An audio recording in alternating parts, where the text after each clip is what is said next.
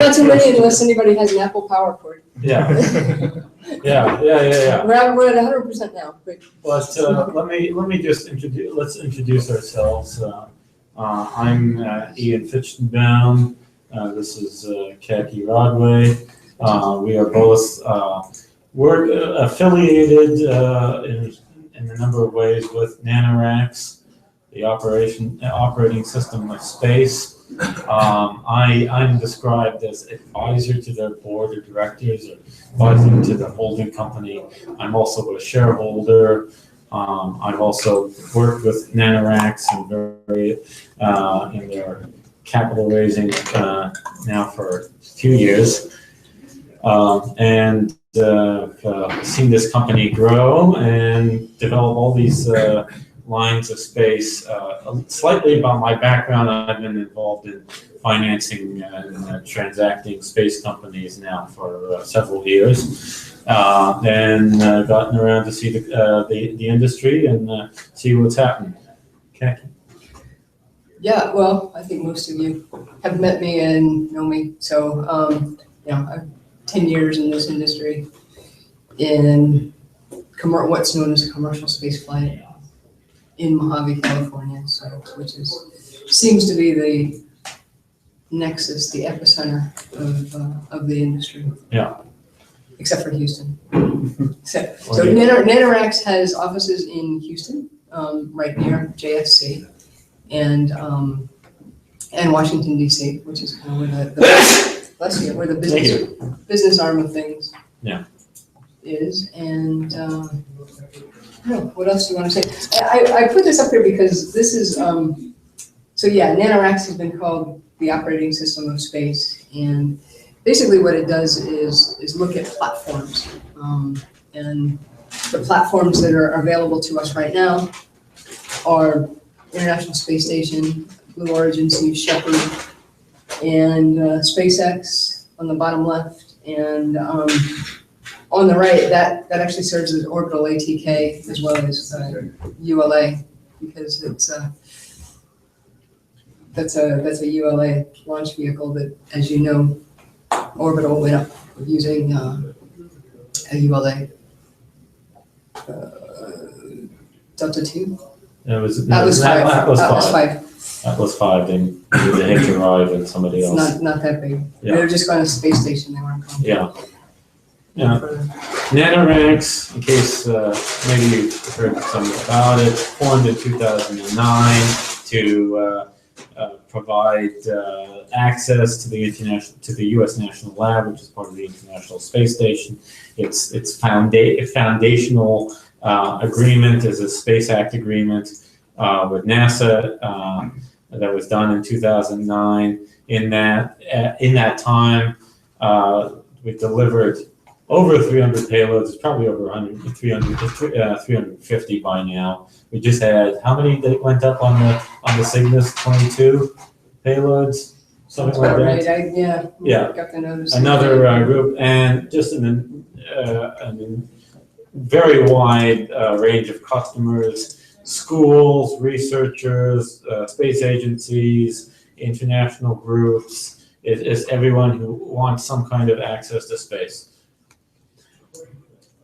So just before we start this, so Ian and I have decided that there's essentially two components to this presentation. Ian is going to give you a presentation on the external capabilities that NanoRacks does on the International Space Station, and I will give you a presentation of the internal capabilities as well as suborbital. Yeah. So yeah, Ian's going to start.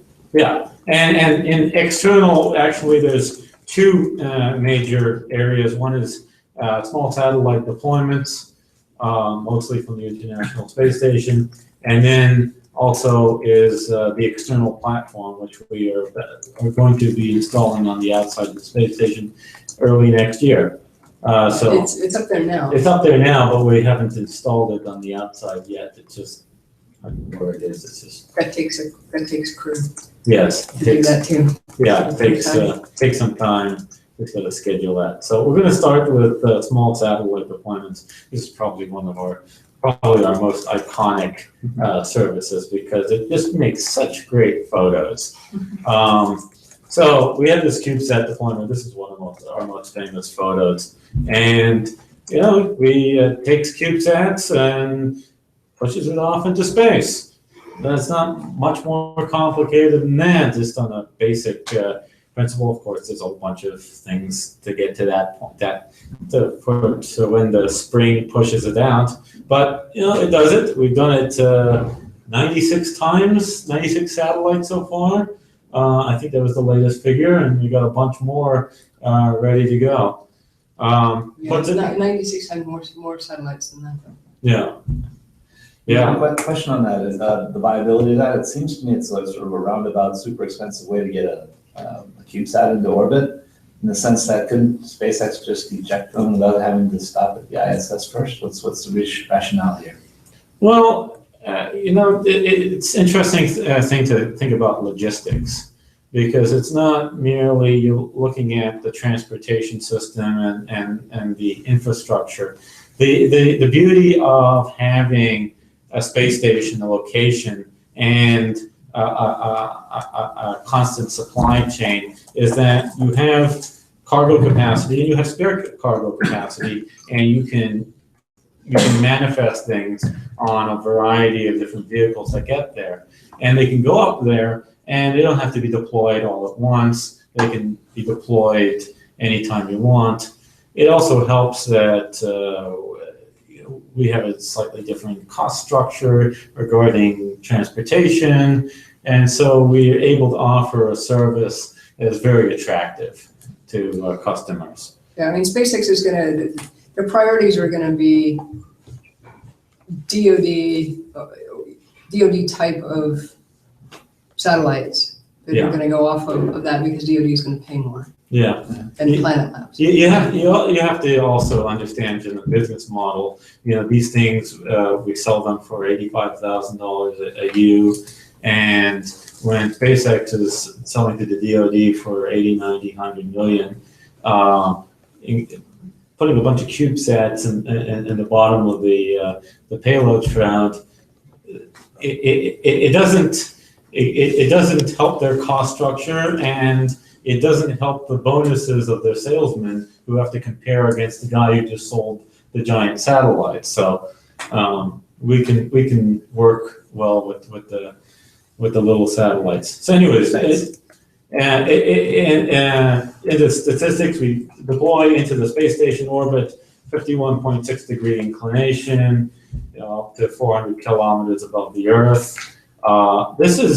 We thought this was, originally this was not such a great orbit because it's not polar orbit, it doesn't go over the poles. But we sort of found, and you'll see later in the presentation, it's actually great for certain things because it goes over the populated, economically developed parts of the world much more often than polar orbiting satellites. So it's useful for some interesting commercial applications. So anyways, orbit lifetime 6 to 12 months. After it gets up to the space station, there's about 1 to 3 months before we deploy it, and we can store it on orbit and just plan for whenever we deploy. This is our basic sort of deployer system. We load it up into these cartridges, up to 6 U's, and we have 8 of them deployed per airlock cycle, so we can deploy 48 U's. A U is something like this per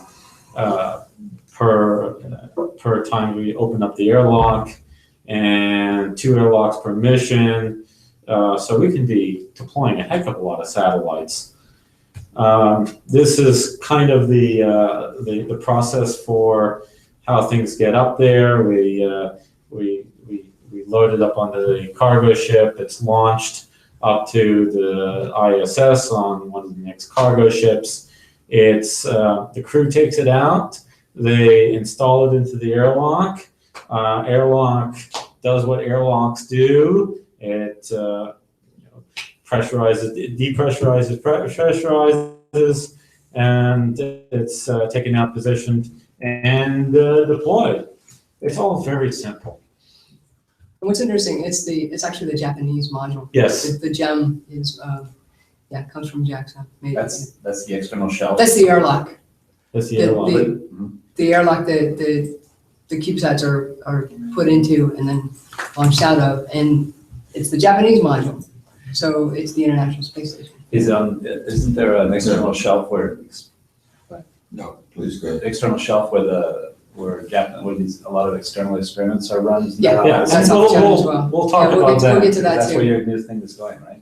Well, it's Yeah, in we'll the show- same, we'll show you. it's in the same area, but It's, Yeah. we'll show you that. yeah. So here's some deployment, and we take the canisters back in, and we install, and we actually take a lot of the canisters, the cartridges, and put them into the Dragon, and return them back to Earth so we can use them again.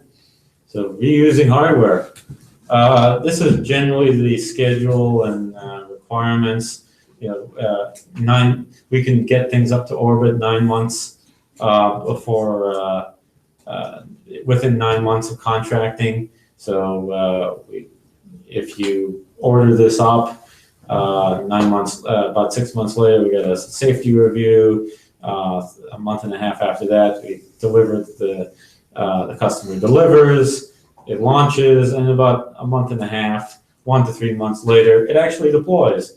And there's a few technical requirements, but Is that the 9-month lead time for NanoRacks or for like a potential CubeSat customer? well, if you're a customer and you come to us, for the time you contracted, 9 months later, you roughly, you should have your satellite not deployed in orbit, but it'll be up on the space station, ready to be deployed. So we have a bunch of pictures and information about some of the deployments we've done, and I'll just go through this very quickly. This is a mission that went up on Orbital Sciences CRS-1. This was in January 2014, and it had a whole bunch of satellites from Lithuania, from Silicon Valley, from Peru. So we had a whole, this was groundbreaking for us because we had never deployed this many satellites in one go. You were the primary payload in that situation? That launch was dedicated to NanoRacks? Oh, no. These cargo ships have food and experiments and fuel, and We're like the socks in your luggage. yeah. These are just like lots of socks that we tucked in. Where you can, And all where you those can put the went out space. the airlock then? They all later went on the airlock. They went up on the cargo ship. They got brought into the space station. They unloaded. So new pairs of socks, new pairs of real socks, and then Clean socks. and then the metaphorical socks also got taken out and installed for us. We had most. The idea is to utilize existing resources Yeah. to their fullest capability, and that's what was not happening before NanoRacks came in. Yeah. Oh, yes, on this one, they had 28 of one type of satellite from Planet Labs, too. So in addition to all these, we had 28 just from that one line. So we really deployed a lot of satellites. And some of these were funded through Kickstarters, and Planet Labs was backed by venture capital, and Lithuania was backed by Lithuanians. Litvax. And Watch it, those are my ancestors. maybe some of mine too.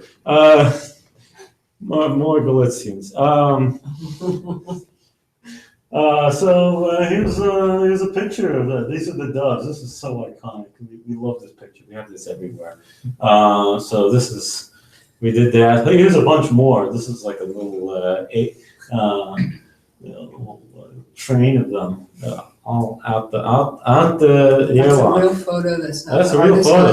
concept. This is not computer generated. This is the real damn thing. Where does it come from? Kublai? Where Who's taking that? Yeah, somebody. Probably the astronauts inside. Yeah, it's probably coming from the somewhere. Now, there's about 35.6 hours available for lab science time on board the space station every week. That's a full six crew complement.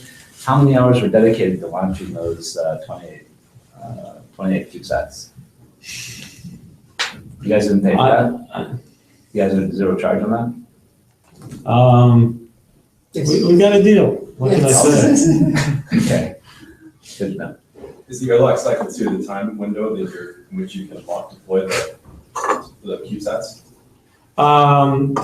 There is a, what do you mean by that? Or just what is airlock cycle 2? Like, what does that mean exactly?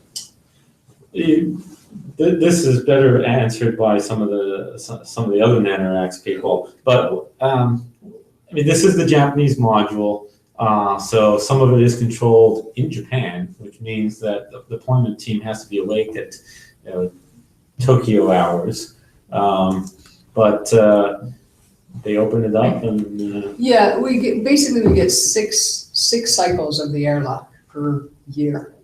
So that's when they'll open the airlock, and I think we're entitled.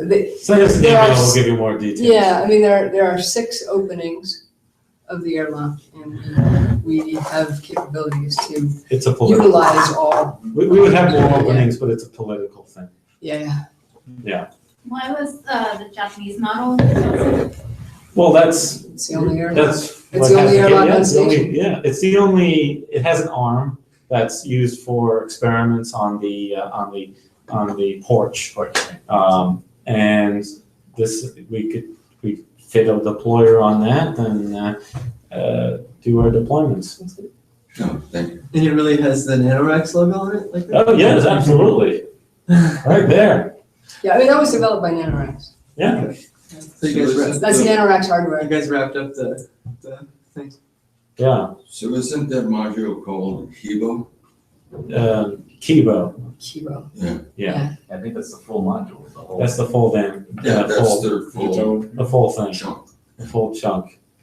Okay, here's another mission we did. 28 more doves. Things from MIT, San Jose, NASA, Ames. Just total diversity of things. So here's some more deployments that we did on that mission. This is a case actually where we had some problems deploying, and we had to spend a lot of time trying to fix it. And this is where we look for the problems on the ground, but when we fixed it, had the astronauts fix it in space. So they actually fixed the deployers. They didn't have to bring it down, fix it, bring it up again. They fixed it in space, and then we actually deployed after that. And we kept everyone informed, and deployments resumed, and we made money on that. Ian, in the thumbnail, what was the problem? It was very mysterious. I think it was a couple of the screws were in too tight, which means that nobody could accuse us of having a screw loose. Very nice. Here's one where we deployed the first ever asteroid mining satellite. It didn't really mine asteroids, but it's from an asteroid mining company. Another 26 doves. The Arcade. Actually, this one we didn't deploy. This one got destroyed, but not because of us, because of they think 40-year-old Russian engines, the Soviet engines. Let's not go into that. Actually, did have one question on that. There was some concern, a lot of confusion in the press about who pays for the reconstruction of those CubeSats. Who pays for the reconstruction of those CubeSats? Well, if they insured them, then the insurance company does. So you weren't insured for that. If it's our equipment, then we insure it. If it's a customer equipment, then it's customer insurance. They can provide their own insurance. Yeah. Okay. So you provide the rack, the space, the mechanism, the ejection, Yeah. and you don't care what it does. You don't care if it's communications, Well, sensing, anything else? Well, everything that we bring on the station has to go through the safety check. So the satellite itself can't have volatiles or anything that's going to be a bad thing to have on the station environment. So we do have to care about that. But we don't care what the function of the satellite is beyond that. It's whatever the customer has and wants. And But it's their responsibility to make sure it's safe for a manned spaceflight. yes. And is it also their responsibility to ensure they have the spectrum for communications? That's their responsibility. Okay. Have you rejected anybody yet? Hmm? Have you rejected anybody for the safety call? I'm not sure. Have we rejected anyone? Not that I Probably know of. people who couldn't pay. The check bounce. Yeah. I mean, the point is NanoRacks as the payload integrator works with the customer to ensure that the customer has all the safety requirements and the guidelines down, because, ultimately it's NASA guidelines. It's not NanoRacks guidelines. It has to conform to what's going to go on station. And so typically the customer is not that well informed. So that's where we come in and make sure that they're, what they have to do is seamless, and and that ultimately it gets on the launch vehicle and on station. So besides launching satellites, you also do consulting? Well, that's, part of essentially what we do is the payload integration of that. So yeah, call it consulting. We don't charge for consulting. Yeah, we we're not provide gonna, services. Yeah, we're not gonna tell them how to build their satellite. Right. We are going to make sure that they get through the process and that satellite, as I said, conforms to NASA safety standards. So they have their engineers and NASA has their engineers. Are your engineers in the middle of that, approving this and then forwarding to them? Part of our value is that we're the interface to the NASA manifesting system. And in fact, our biggest operations is in Houston, right down the street from the Johnson Space Center. So we have a number of people who are just very experienced in getting it through the NASA systems to get it on the payload manifest. So yes, we will have engineers who will assist all the bureaucracy and paperwork to get that satellite onto the next cargo ship. And the beauty of it is because we use standardized platforms, I think we need to emphasize this more. You'll see it later in the presentation. Our main philosophy is standardization, so that to streamline access to space. We'll see it in the internal stuff. We'll see it in everything. But just to really drive the point home. So I just said that this group of satellites were all lost, including Planet Labs Flock 1D 26 Doves. Well, Planet Labs, which got set up to just manufacture satellites en masse, they said, well, we have 2 more satellites kind of ready to go. Here they are. And then we put them on the next flight up. So we just threw them onto the next mission, and a rapid reflight, less than 2 weeks from the failure to redelivery of. These are all ISS missions?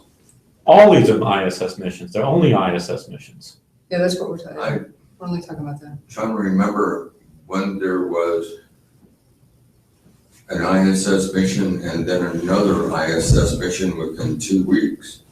Well, it frequently occurs because you have launches. It's not only SpaceX, but Orbital. It's the Russians through the Soyuz and the Progress, and the Japanese. So you'll very often there was have, the Europeans. There was the Europeans, but they're not flying anymore. So you'll frequently have a mission that could go a few weeks later. Didn't we have three sequential failures from three different No, providers? I'm just thinking, Yeah, Japanese don't fly that often. Cygnus is rare. Mhm. SpaceX has had, what, 3 or 4 over. Yeah. Orbital has had 3. Mhm. I just don't recall. I'm not. The Well, progress- SpaceX is on 8. the Progress Next flies one's- actually quite often. Yeah. So that's, the Progress and the Soyuz fly fairly often. So between, You are able to Manifest on, do all of this manifestation, with not only the Russians, the Japanese, the Europeans, and the Americans. we could do the Russians, we were doing the Russians. But you just said the Progress is the most frequent flyer. Yeah, well, we get the spare capacity, so we somewhat depend on the fact that the astronauts are also getting their food and their clean socks and fuel. So if there's a real capacity constraint, we might not get onto a cargo ship, but we've been very good at getting things onto the next cargo ships and remanifesting. I mean, we've done all the rescheduling. And in the failures, our CEO Jeff was just on the phone rescheduling everyone on the next flight. So that I think is another one of the beauties of the service that we've been able to create here. Yeah, I mean, think of it this way. Orbital flies out of Wallops. Right? SpaceX will fly out of the Cape. Right. So you can have a 2-week turnaround because they're two different There vehicles. hasn't been a 2-week turnaround. SpaceX has flown 3 times. Orbital has flown. No, 3 SpaceX, times. the next flight's gonna be 8. but they're Orbital- that's not a different company. No, a different company. I mean, they're all independently scheduled. Okay, So you have. I'm sorry, I don't mean to be argumentative. Please, go ahead. I mean, we could bring back the manifest and when things were launched, but there have been cases where a cargo ship was just a few days after another cargo ship. So it happens. There are 10 to 12 missions that go up to the space station every year. Yeah. So And Orbital just launched 4, like the Orb 4 Yeah. went off last week. So how many lawyers do you have working ITAR issues? Yeah, do you cover, there's no ITAR problems? No, that's the beauty of working on the ISS. ISS is free from ITAR issues because it's an international agreement. When the international partners came together and to do this involving Russians, Europeans, Canadians, and Japanese, anything that goes to the space station does not have to go through the ITAR routes. So we can send things. We can send things to this, on the Soyuz or back from the Soyuz. When we bring things back from the Soyuz and it lands in Kazakhstan, it's there in a bag right next to the American astronauts. And within hours, it's on a plane on its way to Ellington Air Force Base in Houston, but it lands 10 hours later and we can get it back. So That's not proof that it's not ITAR. ITAR, if it had a nano microwave laser on it, that'd be totally against the law. Anything that goes to the space station is free from the ITAR restrictions. You can believe it or not. That's not the ITAR law, but. No, anything that ISS is a special carve out because it's an international agreement that everyone is signed on to, and everything that goes there does not have to go through the ITAR process. Even Chinese hardware? It's interesting you mention that. We are going to be flying sometime next year the first ever payload from China onto the International Space Station from the Beijing Institute of Technology. And it took us a long time to make sure that we were not violating anything and we were not going to step on anyone's toes. And we went up to NASA and to the administration and to Congress, and we got it done. And it's gonna and there's a lot of reasons why we're able to do it, because it's really they're paying us to send something they developed to the space station. So there's no technology transfer whatsoever. It's not being done with anyone connected to, explicitly connected to the Chinese government. And it's sending up hardware that's already, experiment that's already been in space. So but let's, I When want is to, that launch? Hmm? When is that launch? I'm not sure when it's manifested. So rapid reflight, on-orbit repairs. Here we are, some more shots. Another deployment here. This is one where we actually did deploy the asteroid mining craft and 14 more doves. Sorry, what's Booz Allen doing there? Oh yes, we had a Booz Allen. Oh, it was a set. promotional thing. It was, yeah, it was a kind of a, They yeah. built a satellite. Yeah, You know what's that for? it was like Booz Allen's in space. Yeah. So it was a marketing and promotional CubeSat? event. Yeah, Yeah. For you? Yeah. Hopefully many more of those to come. Was it a coffee cup? What was it? No, it was a CubeSat. It was a CubeSat. So does your responsibility end once the ejection occurs? Pretty much. Okay, because I wasn't sure when to bring this up, but you had on our previous slide, innovative re-entry technology. Yeah. Is that yours or is that the responsibility? That's theirs. That's That was theirs. That's. We're not a satellite company. We don't the build the satellites. We just deploy them. So you just, Now- once the spring kicks. Now, we are responsible to make sure that when we deploy, it's not going on a trajectory that's going to threaten the space station. That we are responsible for. Absolutely. But once we wave goodbye, that's the customer satellite. Is that your demarcation for payment then, once it's up and running? You know what we found is that since we don't control the cargo ships that go up to the space station, we've gotten to the point where we ask for payment In advance? before that. Yeah. Okay. Reflight. This was CubeSats in 2015. Danish satellites, more Danish. Ames, a whole bunch of stuff. We don't have any slides on this, but starting next year, we're going to have the capability to deploy larger satellites. Sort of not CubeSat, more like this size satellites. 50 to 100. 50 to 100 kilograms. And through a deployer we call Caber. How many U's would that be? It's not used, It's not used. it's size. The use thing It's not breaks down. CubeSats. I understand. It's how many U's would that be? In other words, how many one U? If you wanted to convert it into, Just to give us a way to visualize it, right now your devices are 6U this way, 4 around, so that's 24U, right? well, It's Cube, a- it's a I guess different- it's a different class. It's a different class of CubeSat, of satellites. Uh-huh.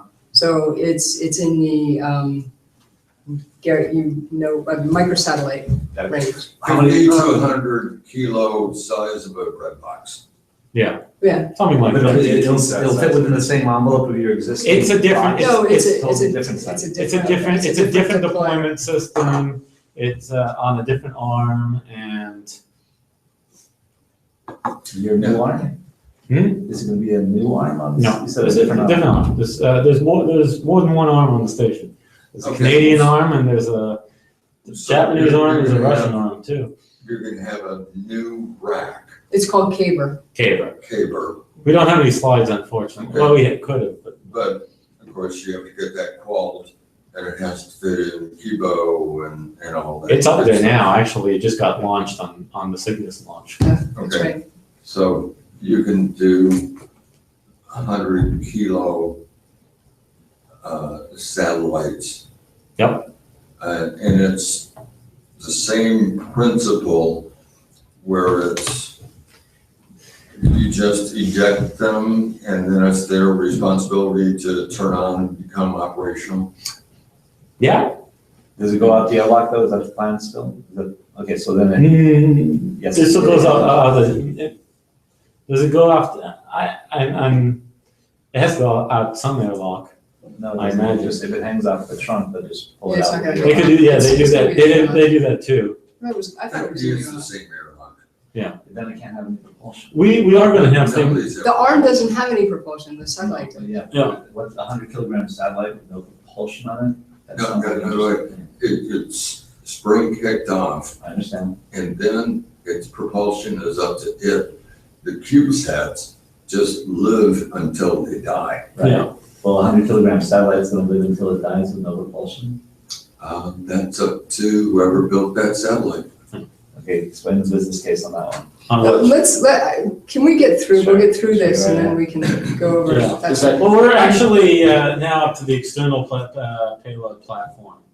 So if we want to move to that, or you want to resolve No, satellite please, no, I love this. Yeah. Yeah. Is that expected to be the same 6 to 12 month like orbit life cycle or? Yes, essentially, we're deploying from the same location. Actually, because it's a larger satellite, we'll have a larger profile. It might be slightly less as well, just because of additional drag.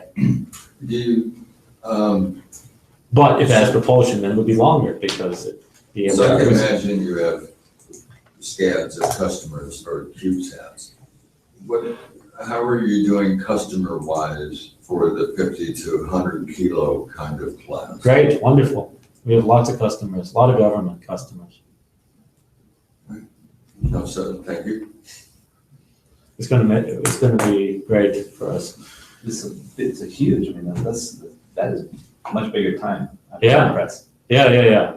Okay, external payload, you ain't seen nothing yet. That's just one of 4 presentations we have here. We're very excited. So, external platform, this has been delivered to the space station. It went up on the Japanese cargo ship.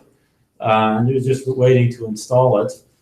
So just a little bit, why even put a platform out there at all? You know, the space industry is kind of funny. You can't fly anything on a platform unless it's been in space and heritaged. And how the hell you do that unless you get it on something? So, you know, we bootstrap, and so here's a little platform outside the space station where you can put whatever things you want to test. And we'll do the testing and then we'll bring it back to you. So controlled environment, you can get your microgravity, your vacuum, your thermal environment, your radiation environment, all the stuff in space that's trying to kill you and your spacecraft. And allow it to do some high value stuff. So this is where it's going to be. You see it right there. That's your porch for you talking about. So we're going to use that little real estate there to put our nice little gadget and be able to put standardized payloads, 4U type payloads on this platform. It's already up there in space. We just have to attach it to the module. So here it is up close. What we have here is full service. We got power, we got USB, we got power steering and automatic windows, and a cup holder, and a grapple hook, and what else we got? AM/FM radio. So, USB-C. do you or do your customers talk to the payloads directly? Or does that take somebody on board, doing a patch panel? Well, there's a communications network. We communicate with the station typically through the TGIS network. The TGIS network is a bunch of satellites in geostationary orbit that bounce off, goes to the station. And then in the station, there is its own little network, of course. And this plugs into that network. So the answer is yes. You're not in the loop for the communications of the payload to the builder per se, Well, we are in the loop because but you just facilitate the network. we facilitate it. You could provide a data stream to the customer. We'll monitor it as well. It really depends on Thank you. Yeah. You mentioned TDRS. Are you going through the station to get to TDRS, or are you doing TDRS from this mounting section, or does the satellite hanging out there do its own TDRS communication? No, we go through the station because it's the station that has all the antennas and the transceivers. And Right, why build another transceiver? of course. So we just patch into the station's communication system. So this is, this is the grapple hook, so that lets us grapple it and put it where it needs to be. And the experiments all go under here, under the porch, very nice and Do we cozy. have a image of that? So I think we should. Like this? Yeah. Yeah, so this is, Much clearer. this is where your experiments go, right underneath. And, or we could put like a payload like this size if you really want to. If you're really gung-ho about putting something on the outside, or we just put it in one of these standardized for you. Does it slide into it? In other words, you've assembled all the experiments that are hanging out there together and into one frame and then slide the frame in? Is that what I'm understanding here? Or can you individually replace each of those EPP-P for you packages? Jackie, what do we do?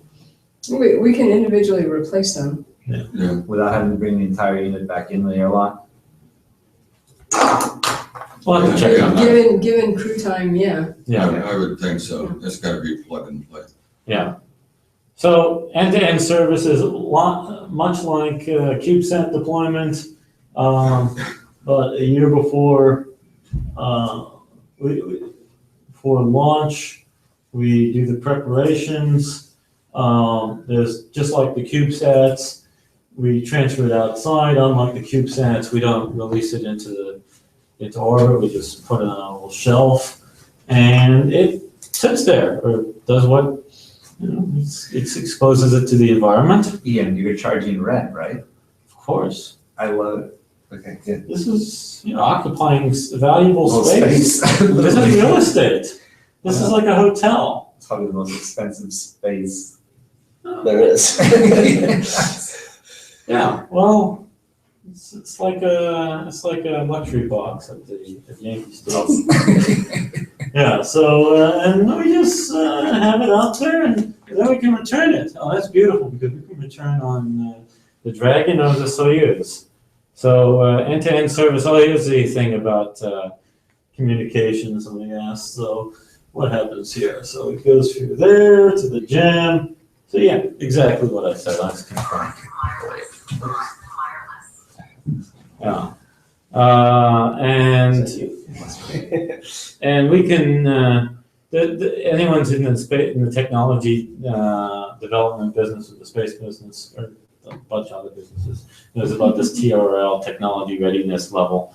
And we'll take it from low TRLs to high TRLs, and then you can market your product and make money.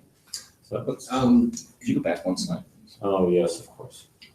Do you have what TRL would you require a customer to be at before you would manifest them?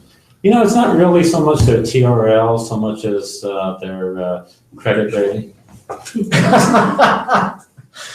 And of course, they have to pass all the NASA safety checks. Oh yes, that too. Okay, but if they want to fly a TRL 5, they're free to. Sure.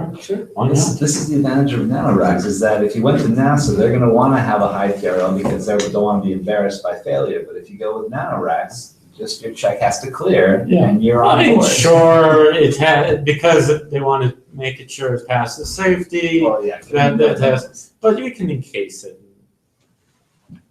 It's in the box.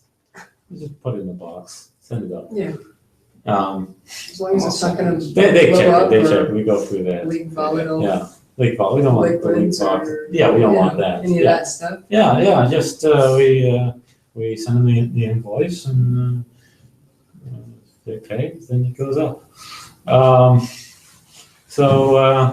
Good, we do that. Oh, we can do other things with this because we don't just have to put technology in development on there. We can actually put like a sensor on that there and let people, look at things.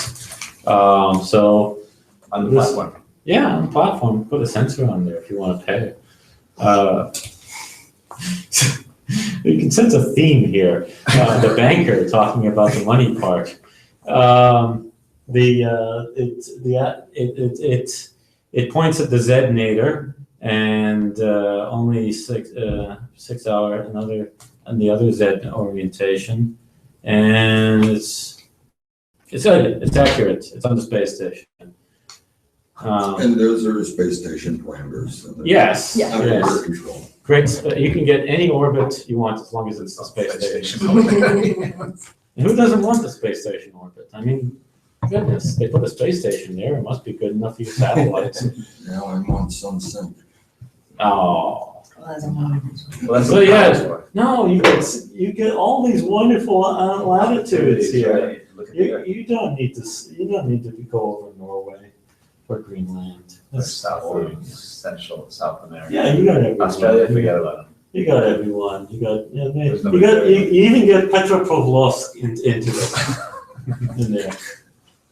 I'm glad you clarified. Yes. Yeah, a lot of slant range. But you don't get Lithuania.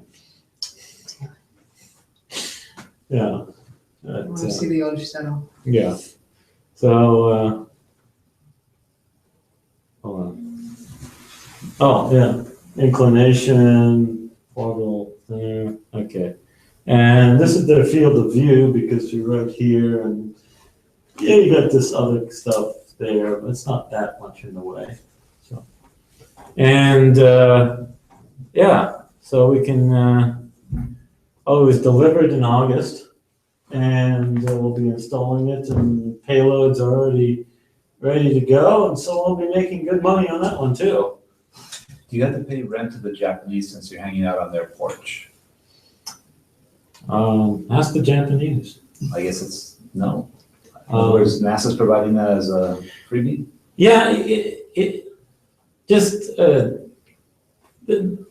Japanese actually owe so much to NASA because NASA actually provided the transportation of the Japanese modules up to the space station on the shuttle. So they owe them so much for that service that NASA gets so many services from the Japanese facilities. I'm sorry, 3 questions. EPP stands for? External platform program. Payload platform. That's the porch. Yeah, no, that's That's the platform. hardware. That's Yeah, we the, also call it NREP, but maybe we mixed and matched. Yeah. But that's where you slide the boxes in. Yeah, Okay, so when you say ready for service soon, is that soon or it's already available? no, it's soon, sometime in the next few months. yeah, it has to, This is not like space soon, like in 2 years. This is like a few months. soon. No, is it up there? Just It's up there. It's up there. We had to it's install it. on station. It has It's to on be station. installed on Okay, the. the hardware is there, it's gotta be plugged in. So ITU licensing is up to the experimenter? Yeah, up to if you want to broadcast, then you got to do that. Okay, and Airbus, They built it. they built the platform. They built the platform. Under respect from you guys? Or- Absolutely. Okay. So this EPP is actually a NanoRacks standard then, I guess? That's right. Okay. Be ready soon. And here's some of the things that our customers are going to be doing. We got corrosion inhibitors. We got sensors for gum sticks. All sorts of good stuff. All sorts of good customers. All sorts of A76, remember that one? yeah. Um, All sorts of credit quality customers. Credit, did you say credit quality customers? Yeah. Now, these are confirmed manifested missions or I hope these so. are possibilities? You got to check. We them out. wouldn't be talking about them if they were just possibilities. Okay, great. So Nice. these are. yeah, they Yeah. get, Pipeline goes into our other computers. and these are all EPP payloads. Absolutely. Okay. And EPP is the same as NREP, external platform. Yeah, we just mixed our. They call it external platform. Okay, which is different than ejecting a CubeSat. Yes, Yes. absolutely. So you Sitting got- out, you either got sitting two outside. business lines, one is. Oh, we have more than 2 business lines. We're gonna We'll tell you talk about 2 we'll more talk about business 2 more. lines. Okay. I'm So just- these are the external payload capabilities, Yeah, or the external capabilities. Yeah. So, and now we go to internal. internal. Okay. You wanna take over? Well, flip it around. This is So- the original racks part of now. This is, yeah, This is the rack. this is So why we got this is how. this is how we got NanoRacks got this is started. how we got our silly name.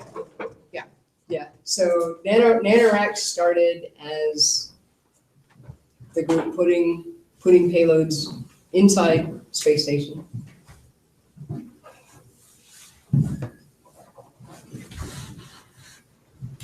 And here you see this rack, which is the space station rack, is all NanoRacks.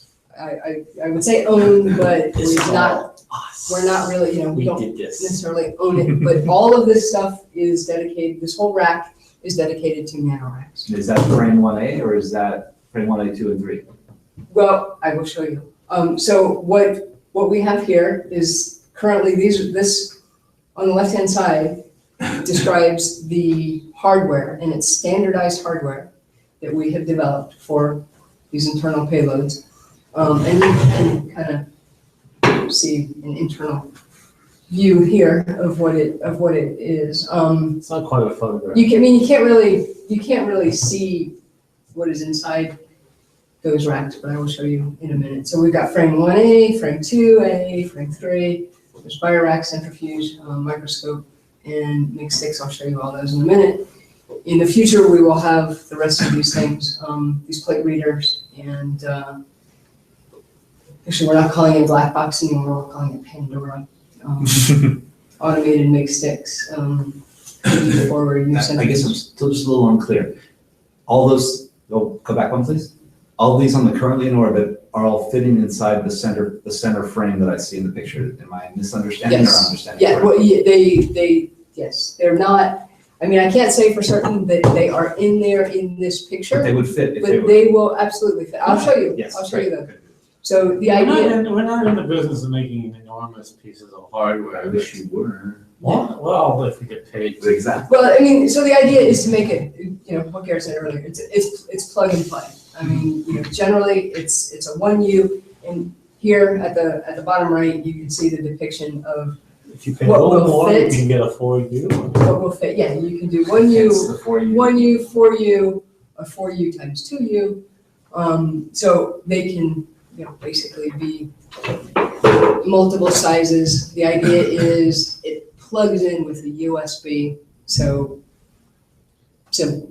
What do we charge for this? The developer, Something like 60,000 for you. We give you a special if you're a school though. yeah.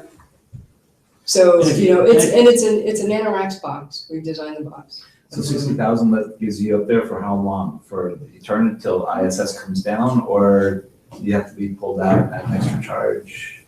As long as you need it. Well, Yeah, most of these things, they've been up there a month. It depends on what it is. Yeah. It depends on what the experiment.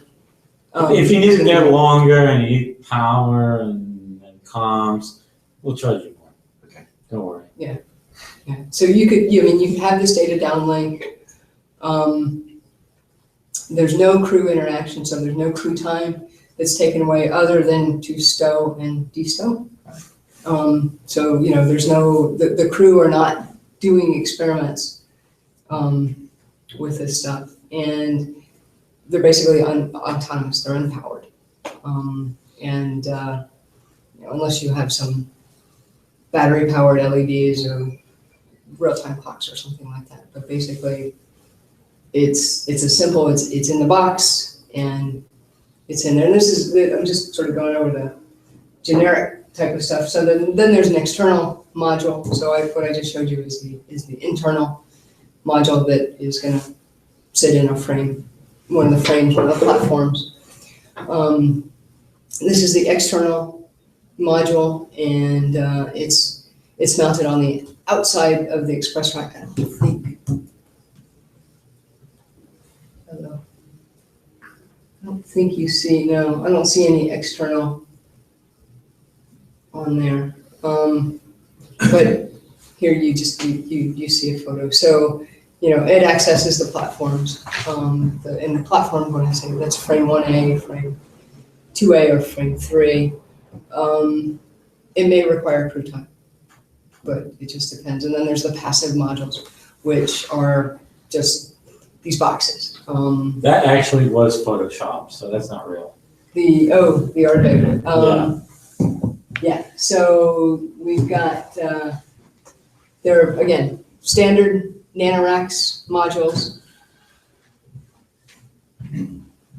But we did actually have our bed whiskey up there. For an experiment, of course, all in the name of science. Yeah, well, it was the dry mixture. Yeah. Right? And No, they tested it. Okay. Unpowered, no electron, I mean, basically all same thing. Again, standardize, make it really easy. So what do we have on orbit? That is a NanoRacks module right This there. is actually on the shuttle. This was an early one. And is that, it looks like Scott, it looks like Scott Kelly. Yeah, Right? and Greg Chemetov. Yeah. It's one of the two killers. Well, yeah, I'm pretty sure it's Scott, Commander right now.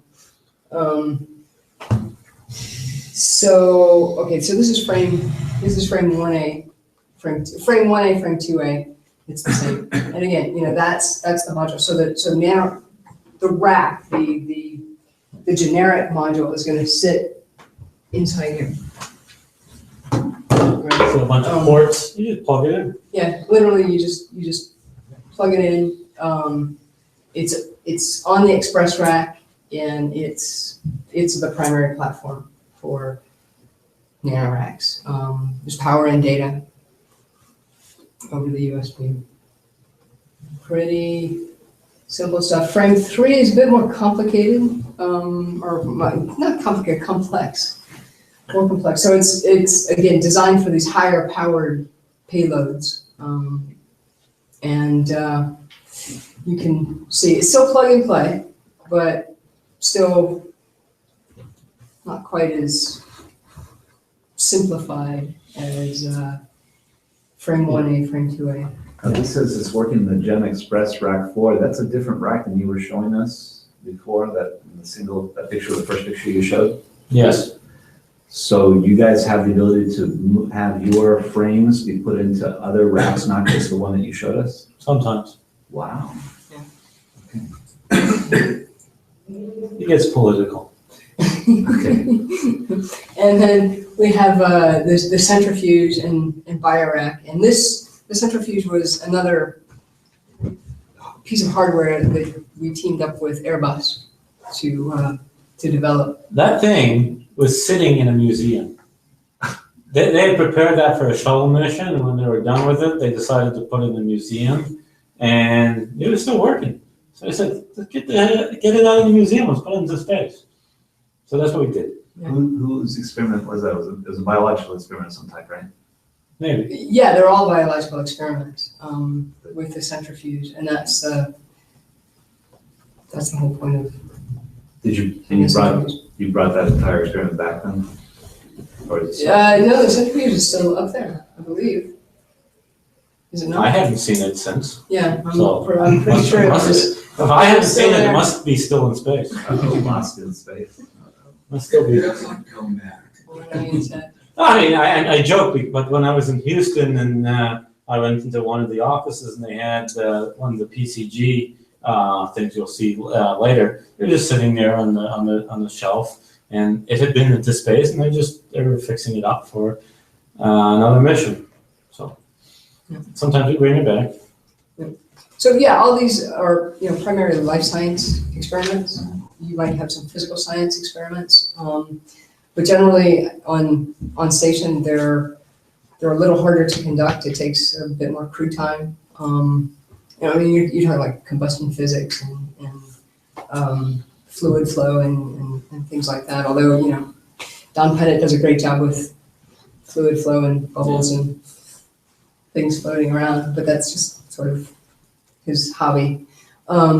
So yeah, most of this hardware is for the biological experiments or the mixed sticks, as I'll tell you. So the microscope, obviously, cell culture and So when it comes to biological experiments, your role is to manifest the payload, get it up there, get it plugged in, and then. well, actually, it's the astronauts that are going to plug it in. Yeah, but then when it comes to experimentation, are you still a middleman, or is that between the experimenter and NASA?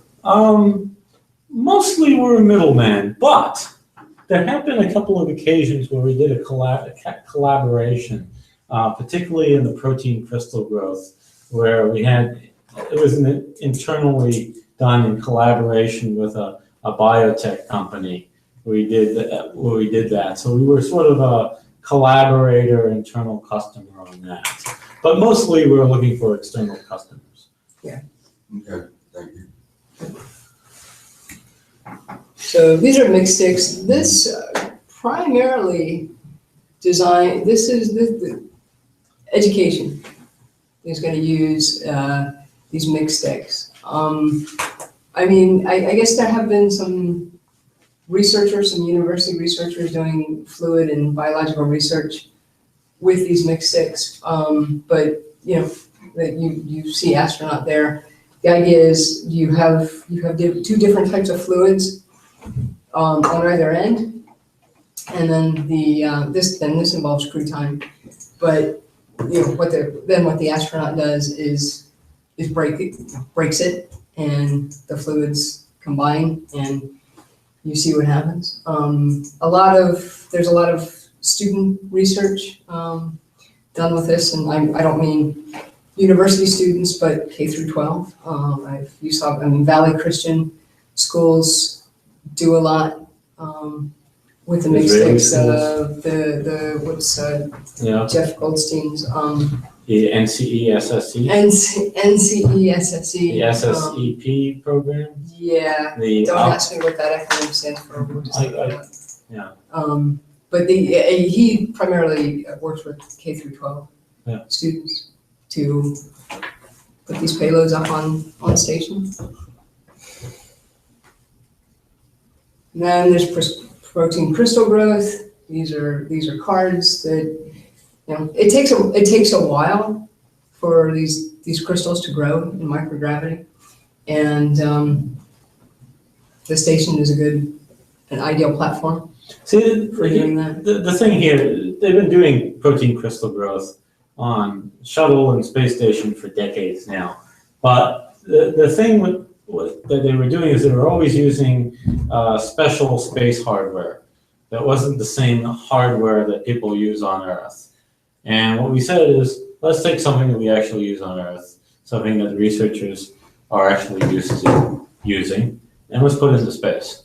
And it had much greater ability to do protein crystal examination. It had the same kind of calibrations.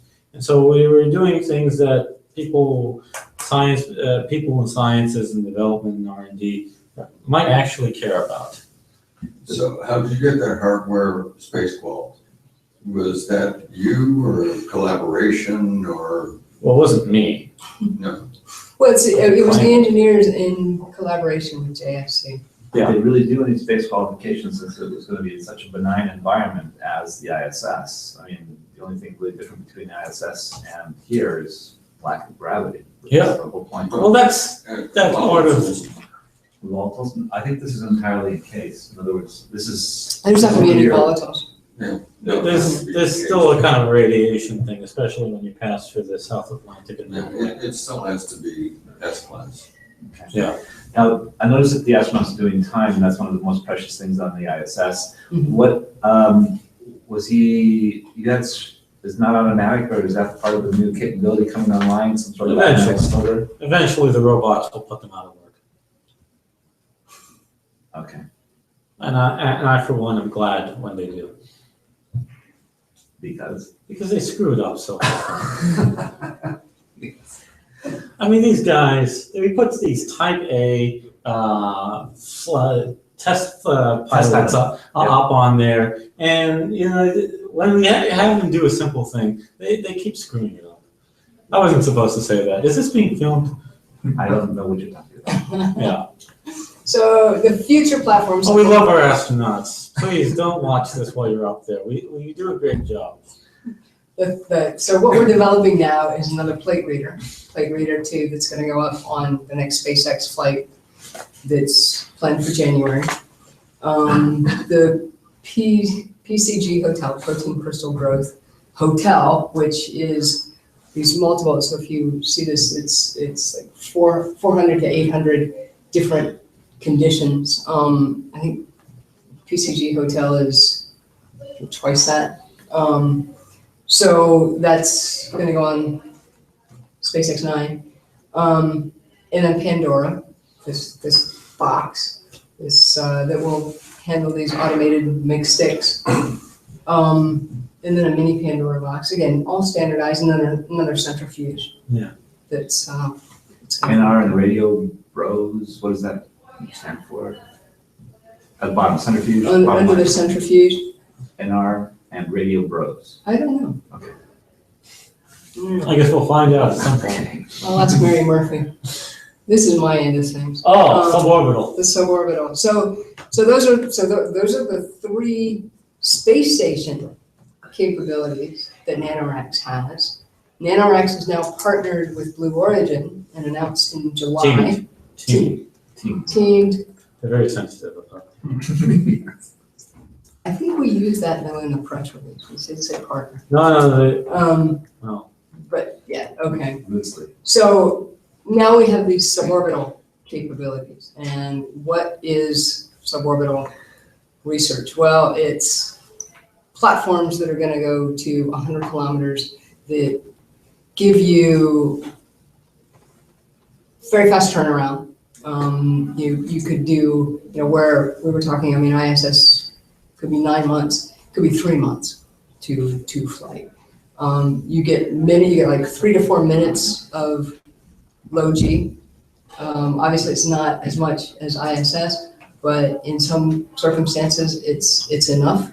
And it's also enough for instrumentation development. So for things that are going to go to station or further in space, this suborbital is a good TRL raise. For that, you've got frequent flights. Blue is talking about 2-week centers ultimately. So, flying every 2 weeks. We'll be happy when they fly every month. Again, you've got this good acceleration environment. In other words, the microgravity quality is very good. You can access your payload pretty much just before flight and very much soon after flight. Unlike ISS.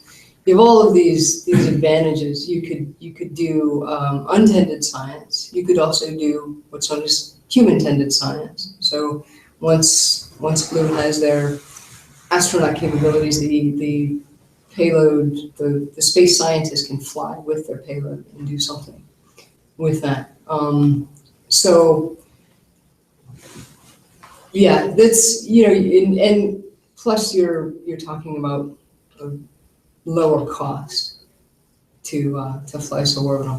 I don't know if you can kind of see this, but this is the space research platforms that are available now. So you have drop towers, you have sounding rockets, and this includes the cost. Drop towers is like an elevator shaft without the elevator. Yeah, and it's the most is about 10 seconds but it's quality microgravity time. But it's quality microgravity. It's not a whole lot of time that you get. Yeah. You have sounding rockets, which are quite expensive. You get 20 minutes of microgravity time, but generally you don't get your payload back either. And it again costs a lot. You have high altitude balloons. again, the altitude is not nearly as high. It's 45 to 50 kilometers as opposed to 100 kilometers. Parabolic flights, these are frequent, these are low cost, but the quality of microgravity is very low. And then you have the space station, which can be a very high cost and can be a long prep time, probably, well, the longest. So Orbital makes up for all that in terms of the cost. You get fairly long duration of microgravity, you get quality microgravity, and you get frequent flights, and you get the altitude. So Blue Origin is, in suborbital research, the applications are numerous. I mean, they pretty much span the range between atmospheric science, Earth science, Earth remote sensing, to the physical science, life sciences, the microgravity research type of stuff. Actually, you can do some space science with that. I know some space physicists that are going to do experiments on with microgravity with that. But Blue is not going to do the atmospheric science and the remote sensing. Their focus is on the microgravity research. That's pretty much all their capabilities can handle. Quick question. Blue Origin is, I don't think this is in particular their primary business focus. It's one of their primary It seems business to me their focuses. primary is reusability for the launchers. So how much of- Blue's how much of Well, that's how they provide suborbital. yeah, that's services, right? not their focus. I mean, the reusability, where the reusability comes in is to reduce the cost. Correct. And ultimately, they're going to be focusing on an orbital vehicle. But suborbital Right, suborbital is one of their prime focuses. Okay, for vehicles. in all of my experience, I've never heard Blue Origin and suborbital in the same sentence. Oh, Well, that's let me introduce you to all the hype and the excitement and all the videos that we just had of the rockets landing. That was a suborbital flight. They didn't call it that, but it was a suborbital flight. No, it was a flight test of the reusable first stage. Yeah, but And it went to suborbit. no. It was New Shepard. So Blue Origin has they're vehicle oriented. Their primary focus is to develop space vehicles. Okay, So thank you. That was- one vehicle is New Shepard, which I will introduce you to, and that is their suborbital vehicle. They have not named their orbital vehicle yet, and they are still developing the engines for their orbital vehicle. But those are the two Blue Origin vehicles that are in the works. So you're telling me that suborbital is a major focus of Blue Origin's business case? Yes. Yeah. Yep. News, that's news. Yep. Anybody else know that? I hear it. Sorry, I was Yeah, I reading. knew it. Blue Origin. They don't have the ability to go to orbit now. They can only do suborbit. Well, New Shepard is only a suborbital vehicle. Yeah. It's not going to go to orbit. Orbital vehicle is going to be a whole different baby. Okay. So- I think part of it too, I mean, just to rank a little bit on Blue Origin, but they wanted to be quiet for such a long time, so that's probably why it's not different. Yeah, they don't. They like to tell you, "Oh, we flew yesterday." Yeah. So let's in terms of the science end of things, let's talk about what is this suborbital physical science. Well, it's taking these clean, low acceleration environments for 3 to 4 minutes. So you could do fluid physics, and we're talking multi-phase dynamics, these interfacial phenomena, early stage material sciences. Again, you don't have the duration of microgravity time like you have on ISS, so you can't do these long duration. Oh, let's grow crystals, but you could do the crystal initiation. You do this heat transfer physics, combustion physics, these industrial processes. Again, this instrumentation development, experimentation development that you can do in suborbital to prepare it for the space regime or the orbital regime. And this is already being done with parabolic flights. So what the advantage here of New Shepard is now you have 3 to 4 minutes of continuous microgravity time, which is different from the parabolic flights where you have very discontinuous microgravity time. You get anywhere from 10 to 19 seconds of microgravity time, and then you're off, and then you're on again for that same duration. So then with life science, these are the advantages. You can access before flight within an hour of launch. So if you have live things, plants, animals that need to go, and you're loading in West Texas on a July morning, you don't want to put those mice, let's say, on a vehicle for gerbils for 4 hours and have them sitting on the launch pad.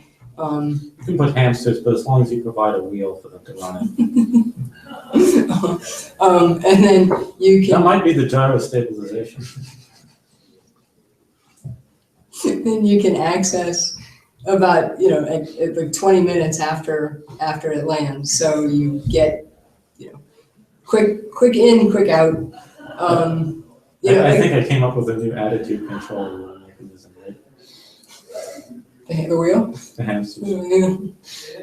Again, the reasons why it's ideal are pretty much the same for the physical sciences in the broad scale. You have these short time constant systems. What the physical, especially the human life sciences scientists like, is that suborbital allows you to see what the human response is, or what a physical response is, in the duration of 0 to 100 kilometers. Typically what happens right now is you don't know what the human response is in spaceflight until they are on station. Same with a biological, any kind of biological system. Yes, use that as a start. The suborbital spacecraft is a manned spacecraft, no? Not Blue Origin. No. Oh. No. But it will be, it's not crude, but it will have astronauts. Yes. They will have. So yes, it will be in that sense, yes, it will be manned. Yeah. Can I also ask another question? Correct me if I'm wrong, but NanoRacks is sort of basically what you do is you're the middleman that contracts with different aerospace companies to have spacecrafts. Yes. For research Also and called development. platforms, yeah. Okay. Yeah. So with what I was saying was with the biological life sciences, right now we know what happens to an organism in space, but we don't know what happens getting to space. We know what happens on the ground, we know what happens on station, but what is that physiological response in between? And so that's what suborbital is going to look at.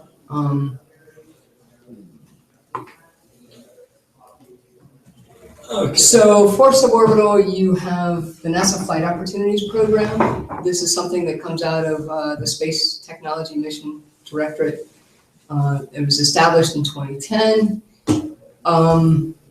The idea is a researcher proposes a project and submits that proposal to NASA with a platform. And it can be a platform that is already part of Flight Opportunities, or it can be one that the researcher designates themselves. So right now, for example, Blue Origin is not contracted or is not a vehicle within Flight Opportunities Program. So you have to come to us instead. Well, what the researcher will do though is work with either NanoRacks or Blue Origin and get the details that they need to submit in their proposal to fly on Blue Origin. What Flight Opportunities Program will do is essentially pay for that flight. That's the STMD will pay for the flight, you're saying? Flight Opportunities is part of STMD. Right. So NASA will pay for that flight. Yeah. But then, Or you could pay for it yourself. oh, of course, but Well, then how does, so I'm still wrapping my mind on how NanoRacks works with STMD and. Well, we don't. Yeah, okay. We don't. We will work with, we and Blue Origin will work with the PI. Correct. The money, nobody works with NASA STMD.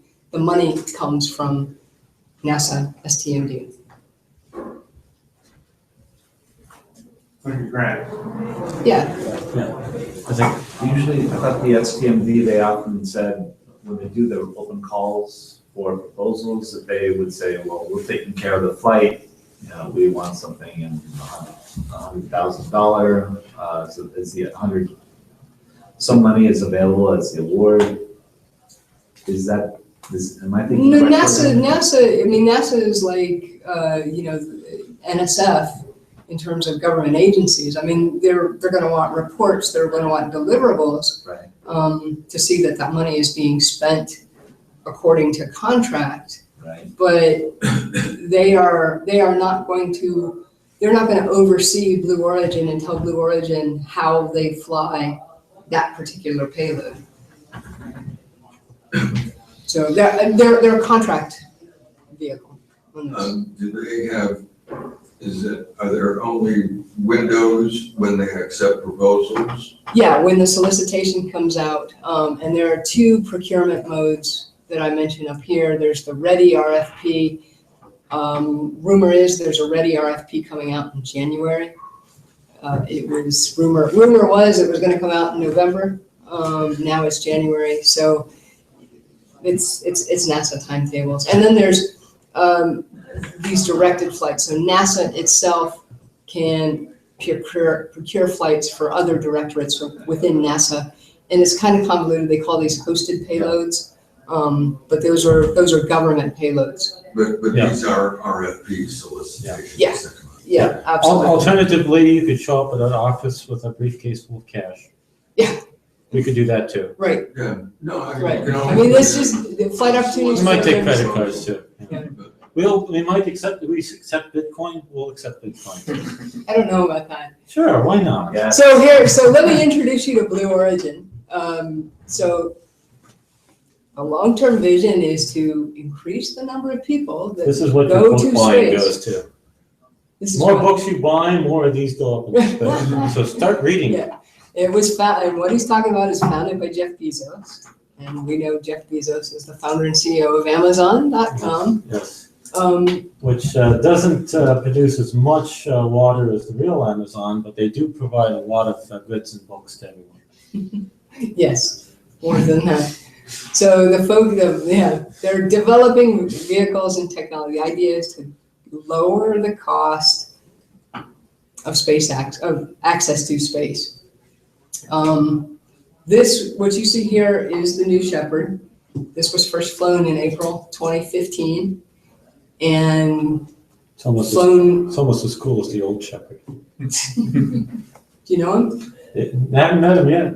No, And I'm it's not going to named, meet him. it's named after Alan Shepard.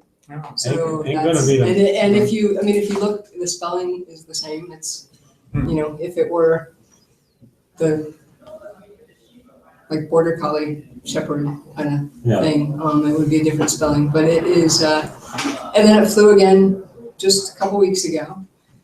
But the idea is to have an orbital vehicle as well, and there's a few companies in this industry with the idea that, okay, we haven't done this before, so we're gonna develop a suborbital vehicle first, which is essentially our orbital test bed. And we're gonna work on that, we're gonna develop that with the idea that there is a market for suborbital research education missions. And then they take that technology and use it to build an orbital vehicle. So this is the system. It launches, the capsule separates, capsule goes into free flight. The drag brakes, this is all in the video that Blue Origin, in the latest Blue Origin flight. It comes down, lands vertically on a launch pad, and the capsule lands with parachute. Now, all this takes place in West Texas. Jeff Bezos is the proud owner of the only private spaceport in the world. He bought a ranch in West Texas. That's not the only private spaceport. No? Well, that's what they say. Yeah, they're wrong. Who's another one? We'll find out soon. Oh, part of your super secret Dark Star program? Yeah. Is it spaceport already? We'll get there. We'll do another presentation in a few months. All right. Well, so for now, as we're talking, it's the only private spaceport in the world. Yeah, you know, he bought a ranch and turned it into a spaceport. Save it, Ian. We'll save it. So the New Shepard research. 100 kilometers, 3 minutes of low gravity acceleration. They're going to get pointing accuracy plus minus 5 degrees. You're going to have up to 3 payload stacks. What does that mean? I will show you that in a minute. It's basically the racks that are in. So the plus or minus 5 degrees, there's no active attitude control per se, it's ballistic. I mean, I can see CMGs give you that kind of pointing, but it's not really precise. Yeah, I don't know that it is ballistic. I don't know. I don't think it is ballistic. I mean, you're talking about the capsule, and I don't think there's any thrusters on that capsule. Well, it sounds like it's 3 axis stabilized, but not very accurately, and it is a ballistic trajectory. There's no doubt about that. It has no rocket propulsion after burnout. So the attitude is what we're talking about. 5 axis. Yeah, there's no. Yeah, there's no. But there's no thrusters on that. CMGs. Yeah. Right now, I mean, what you see here is the manned version of the capsule. That will come online. Couple years is what they're telling us. Right now, the capsule has no windows, so they're going to put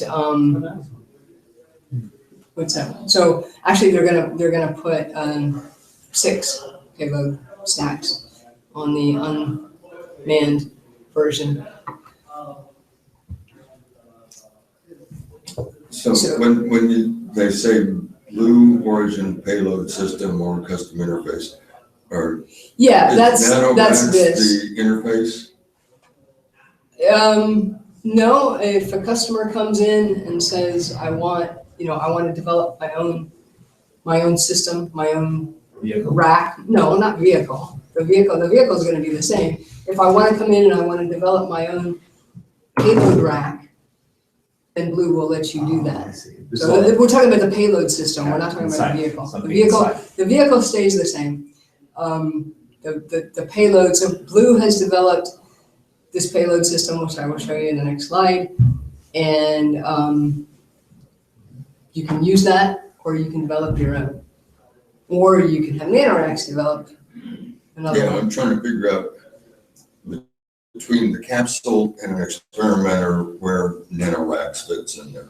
Right, do you provide any hardware with your? We could, That's your next slide, isn't it? Isn't that what we, you got? we, Yeah. we Okay, I'll could, shut up. we could provide the hardware, and a lot of that, and what we're thinking is hardware that is now on station to retrofit that for suborbital spaceflight. Yeah. So again, make it seamless, make it standardized, make it so that you have experiments that can be conducted in a lab and then replicated both in suborbital spaceflight And orbit. and orbital spaceflight. Yeah, And it's actually, the way we it's forward fit. the way we think of that is essentially building a pipeline for space science, particularly in microgravity research. Bridging suborbital and orbital experiments. In a sense. Like you provide Yeah. access to both. Right, exactly. And so, ideally, an experimenter will hopefully come to us one day and say, hey, I want to test this experiment. I've tested it in my lab, I've had money, now I want to test it in space, and I want to do it incrementally. So I want to do suborbital first, You give them the and then teaser. we're going to do orbital and get this grand data set and see the entire, because the other part of this thinking is, okay, if we're going to go to Mars, we need to know how systems react, human systems, plant life, you name it, combustion, you name it, right? So how is that going to go on Mars? Well, we can't go to Mars just yet, but we can go into Let's space. make it more tangible. There's a group that wants to produce high-grade silicon carbide semiconductors in a microgravity environment.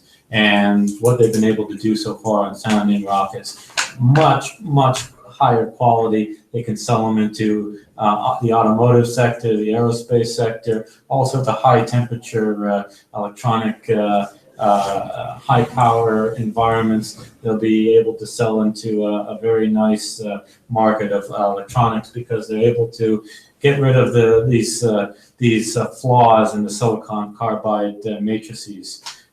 So we're going to make some good industrial money there. So way to bring it down to Earth. They've done that suborbital. They've done it sounding rockets.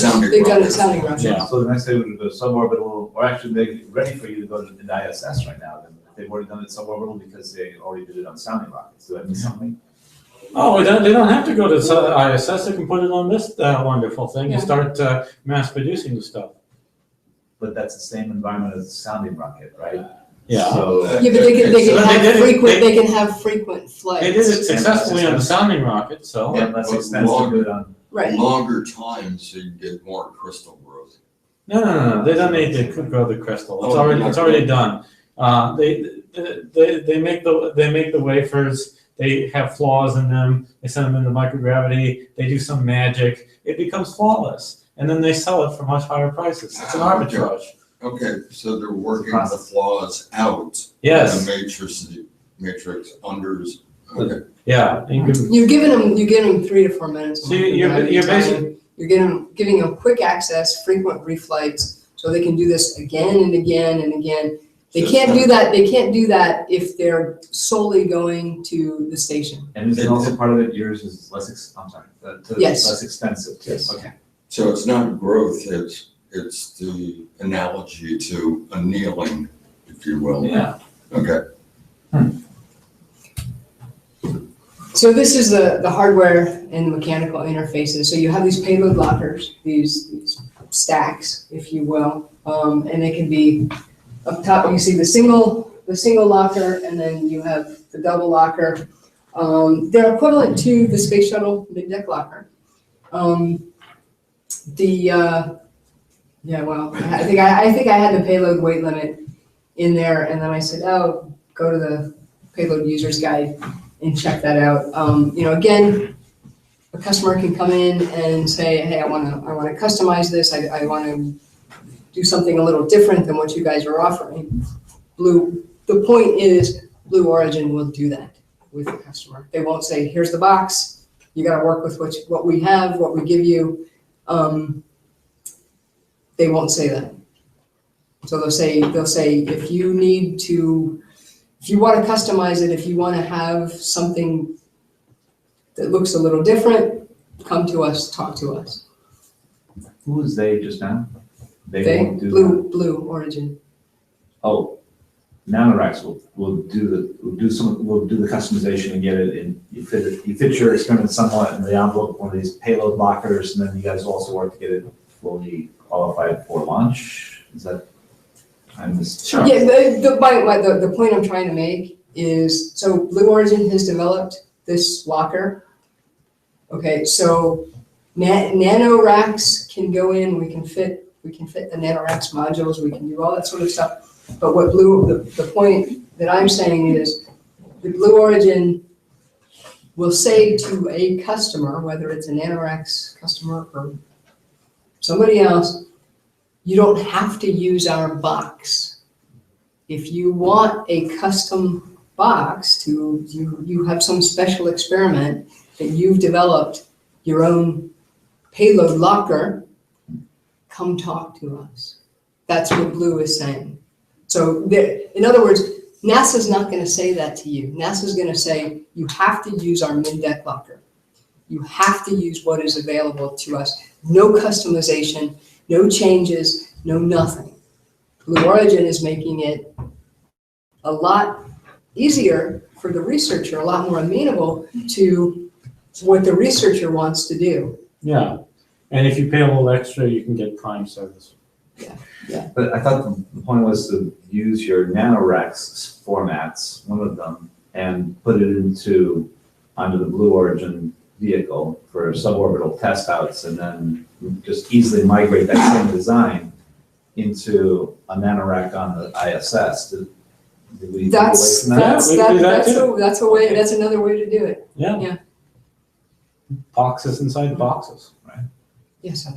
If a customer has their own CubeSat or rack, would their costs be cut, or it's still the same? No, it's still the same cost. Well, actually, it depends. It depends on how much integration is required as well, because now you're talking about something that is not standardized.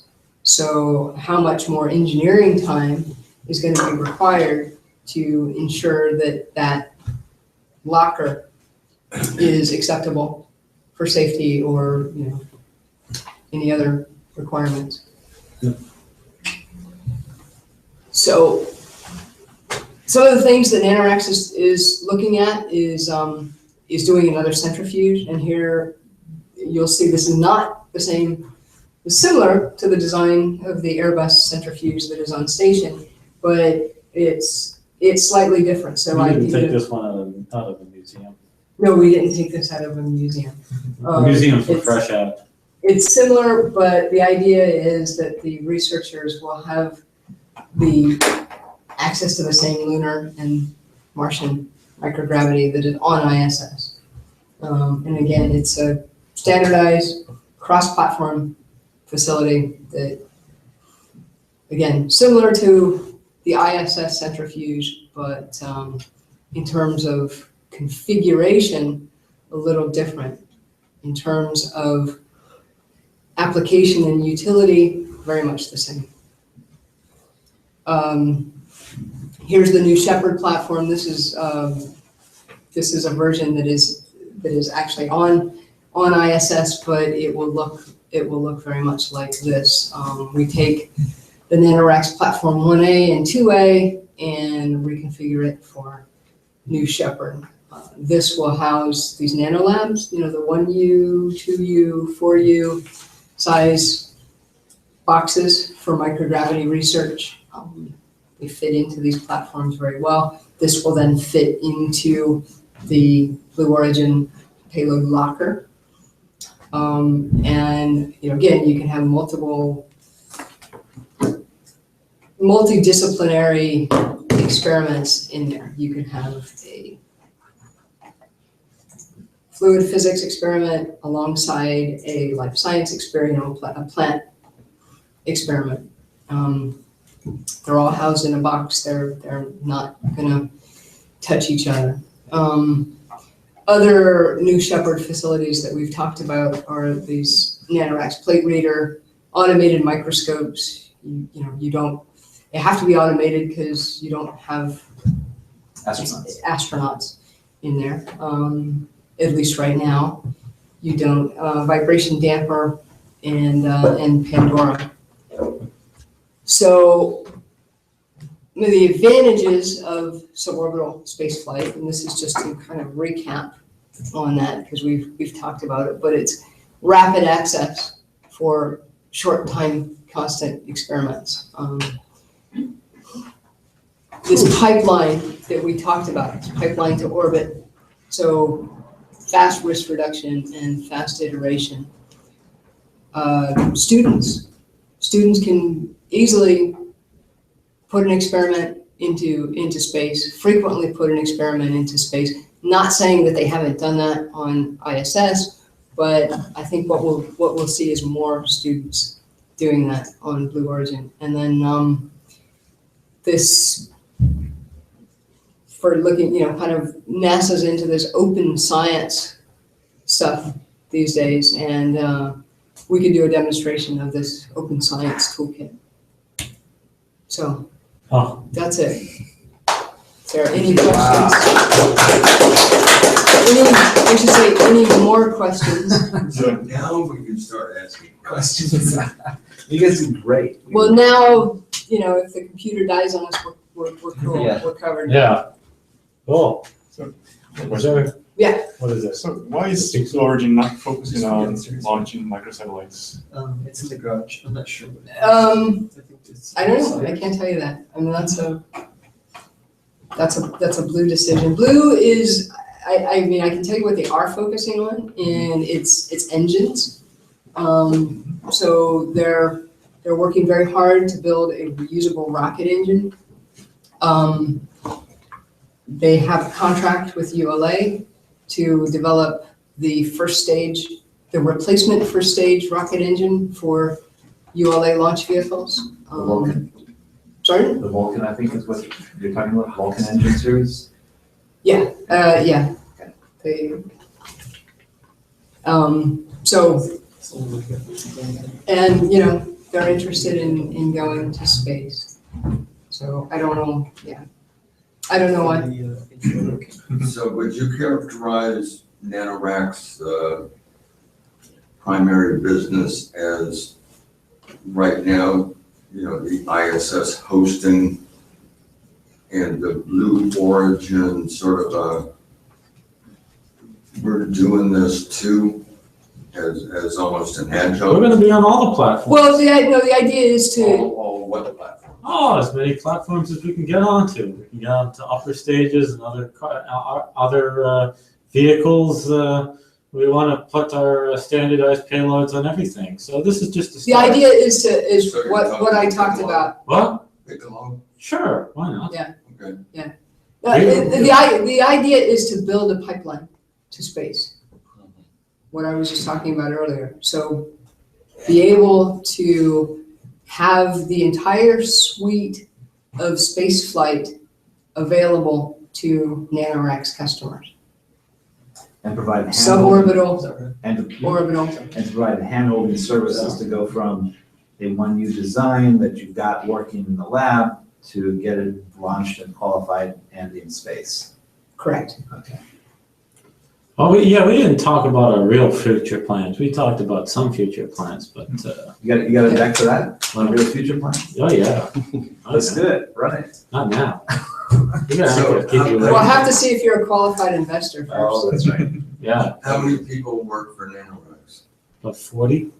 Yeah, I was gonna say about 50, but Maybe it's 40, 50. Okay. I mean, the bulk of the people are in Houston. And Now we have that's- more and more people in DC. Yeah, We have a guy in Silicon Valley, we have in A the guy New York in area, one guy in Europe. mhm. So the external payload platform on the porch, I think there's like 9 seats. What is like do you know what I mean? Like How much does it cost? Yes, What are we charging? ballpark. What are we charging now? It's like $500,000 or I don't know. something in that area. That sounds about right. $500,000 It's to $1 million. $500,000. For each of those Yeah, nine for us, yeah. Sounds about right. Not per night, but for some Yeah, reasonable each period of street. time, 6 months, 3 months or I 6 think- months. Are you making fun or are you No. charging $500,000? Yeah. Okay. Something like Versus, that. I think it had been like 60,000 for a 1U on the internal racks. Yeah,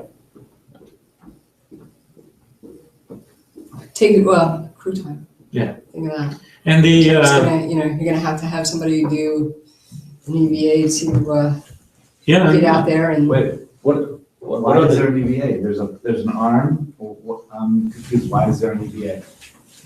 No, it's the arm. It's the We arm? we don't send a person out there to do it. Oh, never mind. The, also for comparison, we talked about the Caber microsat deployments. And those, we can charge as much as a couple million per deployment. So a couple of mil and 100 kilo ballpark. Something like that. Okay. Your prices may vary. I mean, you consider, you launch a geostationary satellite into orbit, that could cost you No, 80 million. no issue. But so for that, if I have a 100 kilo payload and a couple of mil, so you will get me to the space station and then deployed, of course, in that orbit inclination. Yes. That's 20,000 a kilogram. You know, if I like that orbit, that's not a bad deal. Especially with the frequency of flight. I just don't know how they get it. If they're bringing it indoors, if they're bringing it inside the ISS, you can't have any hydrazine, you can't have anything propulsive inside the ISS with the astronauts. So I think it's there's a gotta be- different way of doing that. Yeah, I think that's gonna be an arm to Yeah, you could fuel it outside. And also, fuel it if, outside. if it's ion or Hall effect, you know, you're not looking for a upper stage.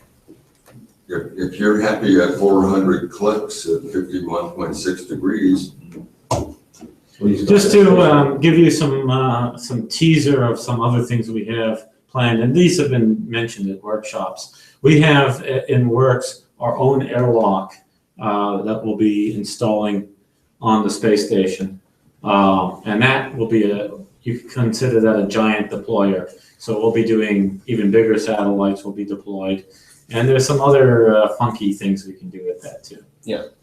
I guess you mentioned the larger payload satellites that could have propulsion possibly. Yeah. What's the ballpark price for that launch? How big? Well, you say, This is the, Is it the keeper The or keeper? larger than keeper? Are we talking about the airlock or the 50 to 100 kilograms? 50? That's the caber. Caber. So that'll be 1 to 2 million, somewhere in that ballpark. And then the CubeSats are the same also for like a 1U A or? 1U you can get for 85,000, but if you make a bulk order, we'll cut you a deal. Like the doves, right? Yeah, like the Doves, they have a pretty good deal. So they send a lot of stuff there. Oh, the caber, here we go. What do we got? Okay. I think some dates are. Yeah, it launched. out of- It's launched. It launched a couple of days ago. The first caber payload? The caber itself. The caber Oh, itself. The caber itself. Yeah, so that's the deployment thing.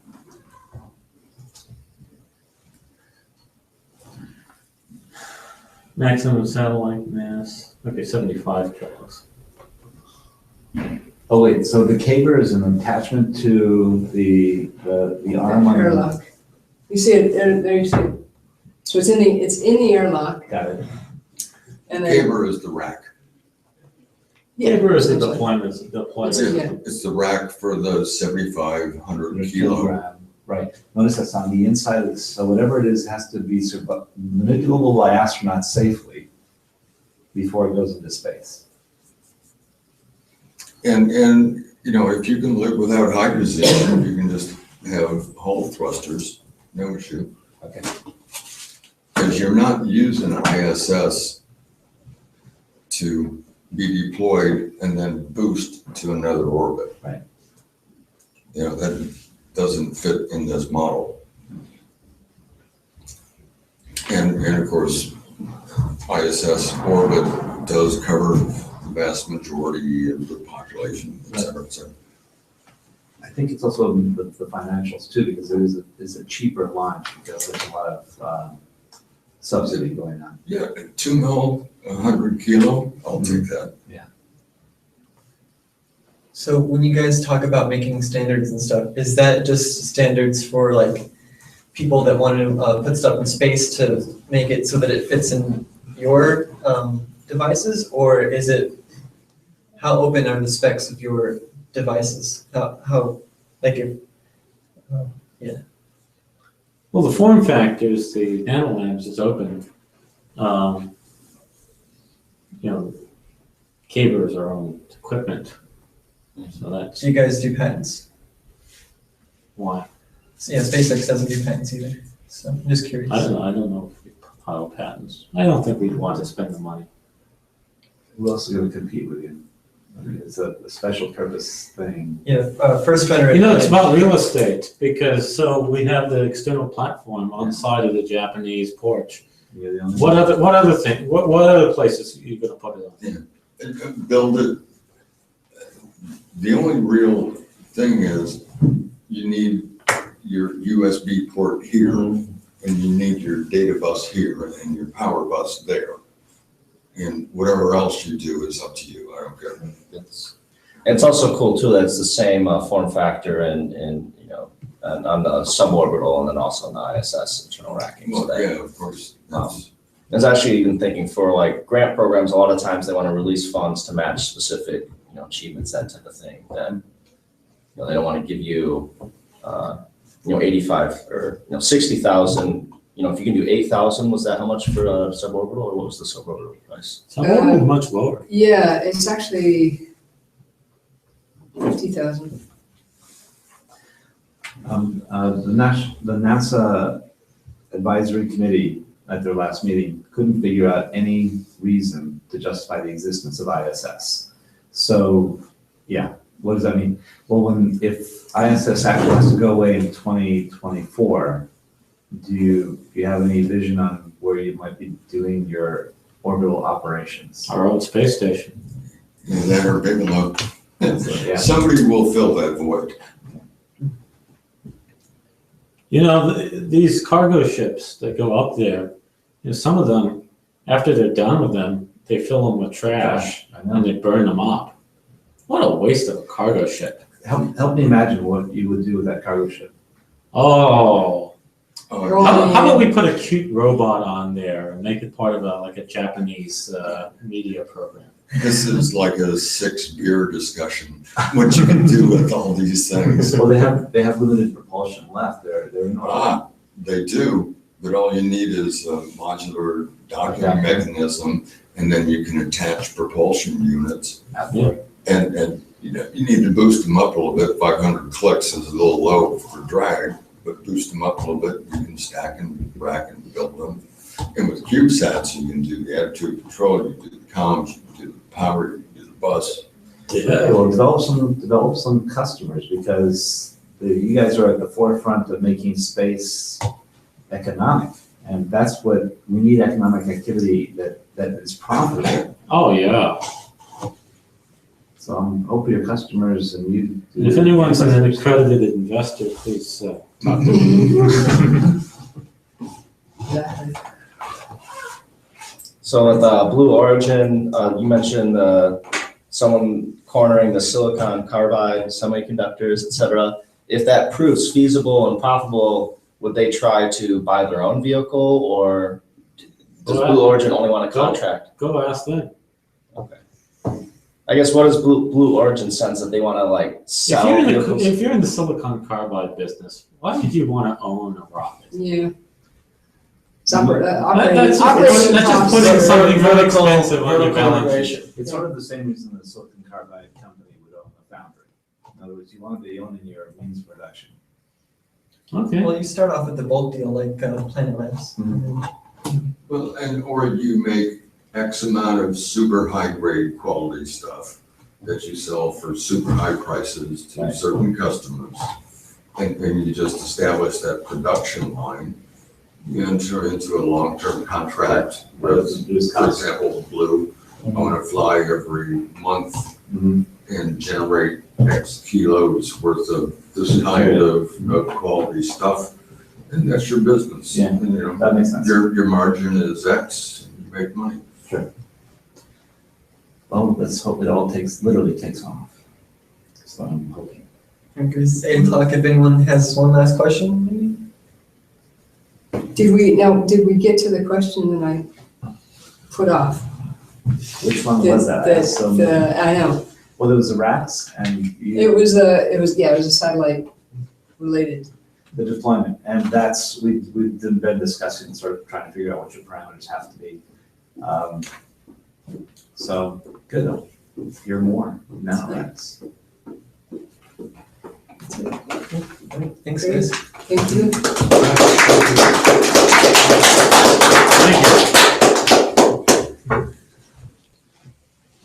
Thank you.